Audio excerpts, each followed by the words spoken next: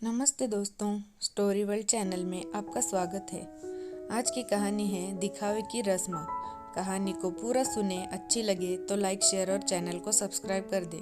धन्यवाद। आज घर में बड़ी चहल पहल थी और हो भी क्यों ना, घर में मेहमान जो आने वाले थे वो भी घर की बड़ी बेटी तनु को शादी के लिए दिखावे की रस्म अदायगी के लिए। साधारण परिवार में जन्मी 3 बच्चों में सबसे बड़ी बेटी, एक कमरे का मकान जिसमें एक छोटा सा आंगन, पिता एक सामान्य सी नौकरी करके घर का खर्च चलाते थे। घर का माहौल खुशनुमा बना हुआ था, सबके मुख पर ताजगी देखते ही बनती थी। मम्मी खुश मगर सकुचाई सी नजर आती थी। पिता के चेहरे पर खुशी के मध्य में चिंता के भाव साफ नजर आ रहे थे। उन सब के बीच कम बोलने और अपने संस्कारों के प्रति सजग तनु के मन में रह रहकर हजारों सवाल उठ रहे थे। कुछ सूझ नहीं रहा था, मन बड़ा ही विचलित था। तभी किसी ने बाहर से आकर खबर दी, मेहमान आ गए हैं। छोटे से मकान में चहलकदमी बढ़कर सब इधर उधर दौड़ने और व्यवस्था के संवारने में व्यस्त हो गए। जैसे ही मेहमानों ने घर के अंदर प्रवेश किया, उनका जोरदार स्वागत किया गया और बातचीत की रस्म अदायगी होने लगी। कमरे के अंदर बैठी वो साधारण कन्या अभी भी खुद के सवालों में उलझी थी। मम्मी उसको समझा रही थी कि मेहमानों के सामने कैसे व्यवहार करना चाहिए, जो जन्म से ही सीखती आ रही थी। मगर आज उसमें मम्मी ने क्या क्या कहा उसे कुछ मालूम नहीं था। वो तो खुद में ही उलझी थी। अचानक दरवाजे से आवाज सुनाई दी, बेटी तनु। हाँ पापा, सकुचाते हुए अचानक जवाब दिया। तुम तैयार तो हो ना बेटी? जी पापा, धीरे से बोली। पापा पास आकर बोले, देखो बेटी, वो लोग आ गए हैं तुम्हें देखने और पसंद करने के लिए। मैंने अपनी तरफ से अच्छा धनी परिवार चुना है। लड़का सुशिक्षित और समझदार है। तेरा जीवन सदा खुशियों से भरा हो। इससे ज्यादा हमें और क्या चाहिए? बाकी आखिरी फैसला अब तुम पर है, जिसमें मेरा पूर्णतः समर्थन होगा। कहते हुए पिता ने बेटी के सर पर दुलार से भरा हाथ फेरा। पिताजी, क्या मैं कुछ पूछ सकती हूँ? सहसा तनु बोल पड़ी। हाँ हाँ बेटा, पूछो, सरल भाव से पिता ने जवाब दिया। क्या धनवान लोग ही सुखी रह सकते हैं? हम जैसे साधारण लोग सुखी जीवन नहीं जी सकते? क्या धन दौलत का नाम ही खुशी है? पिता चुपचाप थे। आज पहली बार बेटी ने उनसे खुलकर बात की थी। वो अपनी बात कहते हुए बोलती जा रही थी। ये देख दिखावे की रस्म का क्या अर्थ है? क्या क्षण भर किसी को देख लेने से हम किसी के व्यक्तित्व को जान सकते हैं?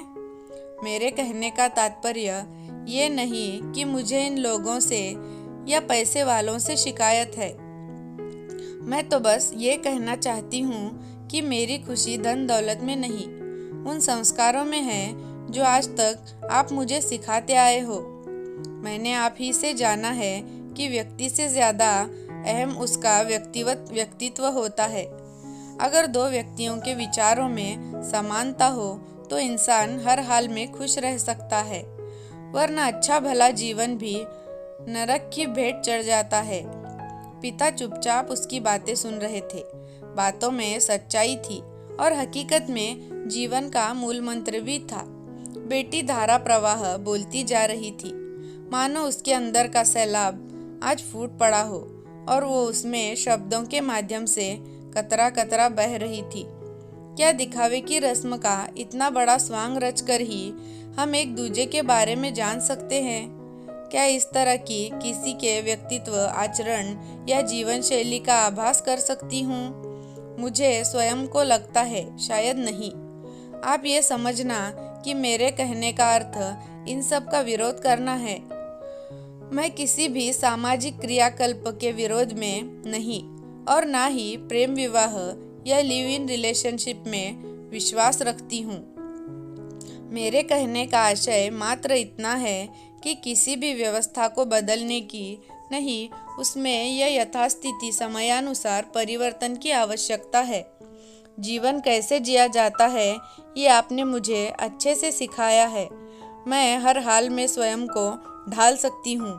परिस्थिति सम हो या विषम, दोनों से निपटना आपने अच्छे से सिखाया है। इतना कहते हुए तनु रुंधे गले से अपने पिता से लिपट गई। दोनों की आंखों में आंसुओं का सैलाब उमड़ पड़ा था। मम्मी मुंह पर हाथ रखे अपने स्वर को दबाए खड़ी थी। वो खुद को संभालने में असहाय लग रही थी। पिता में रुआंसा होकर अपने दोनों हाथों से बेटी का मुखड़ा ऐसे उठा लिया जैसे बड़ी बड़ी पत्तियों के मध्य पुष्प कलम हो। बेटी के माथे को चूमते हुए बोले, बेटा आज मैं कुछ नहीं कहूँगा, फैसला तुझ पर छोड़ता हूँ। तेरी सहमति में हमारी सहमति है। आंगन में बैठे मेहमान और परिवारगण शांत भाव से कान लगाकर उनकी बातें सुन रहे थे। इतने में अचानक लड़का खड़ा होकर बोला, माफ कीजिएगा, क्या मैं कुछ बोल सकता हूँ? इतना सुनकर सब सहम से गए। बेटी के पिता आवाज सुनकर बाहर आ गए और बोले, हाँ बेटा, क्यों नहीं, कहिए आप क्या कहना चाहते हैं? पिताजी, मुझे लड़की बिना देखे ही पसंद है। अगर मैं शादी करूँगा तो सिर्फ तनु से, यदि वो अपनी सहमति प्रदान करेगी तब, वरना मैं आजीवन कुंवारा रहने की शपथ उठाता हूँ। ये मेरा निजी फैसला है और मैं समझता हूँ कि इससे किसी को कोई आपत्ति नहीं होगी, यानी मेरे परिवार को भी मुझे इतनी आज़ादी देनी होगी। लड़के का निर्भीक फैसला सुनकर सब अचंभित और अवाक थे। उसके माता पिता भी उसकी ओर ताकते रह गए। किसी के भी तर्कश में जैसे कोई शब्द बाण बचा ही नहीं था। लड़के ने आगे बोला, मुझे जो देखना था वो देख लिया। मुझे धन दौलत या शारीरिक सुंदरता नहीं, आत्मीय सुंदरता की आवश्यकता है। धन दौलत से तो मैं बचपन से ही खेला हूँ, मगर जो संपत्ति आज मुझे तनु के विचारों से प्राप्त हुई है, उससे मुझे आशा ही नहीं विश्वास हो उठा है। एक तुम बदले, एक मैं बदला, इसका मतलब हम बदल गए। और जब हम बदले तो जग बदले या ना बदले, कम से कम अपनी आने वाली पीढ़ी को तो बदला ही सकते हैं। उसकी ये बातें सुनकर माहौल में हल्कापन आ गया। अंदर ही अंदर कमरे में दीवार के सहारे खड़ी तनु ये सब सुनकर रोते रोते मुस्कुरा रही थी और बाहर का शांत माहौल फिर से खुशियों की रफ्तार पकड़ चुका था। तो दोस्तों, आपको ये कहानी कैसी लगी कमेंट करके ज़रूर बताना। धन्यवाद।